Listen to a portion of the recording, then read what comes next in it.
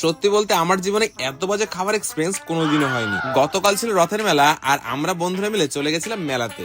জানো তো আমাদের বাজারে না অনেক বছর ধরে রথের মেলা হচ্ছে, তবে এই বছরের মেলাটা ছিল সব থেকে বড়। বৃষ্টির জন্য খেয়াল করলাম ভিড়টা প্রত্যেক বছরের তুলনায় অনেকটাই কম। এরপরে প্রথমে আমরা মেলা ঘুরে দেখছিলাম।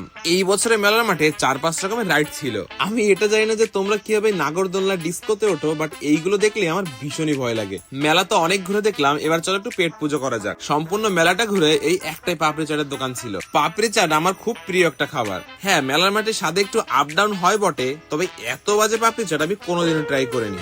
এরপরে মুখে স্বাদটা ফিরিয়ে আনতে আমরা চলে এসেছি একটা মোমোর দোকানে, আর এইখান থেকে 1 প্লেট চিকেন মোমো খেয়েছিলাম। মেলার মাঠের মোমো তাও না বেশ ভালোই খেতে।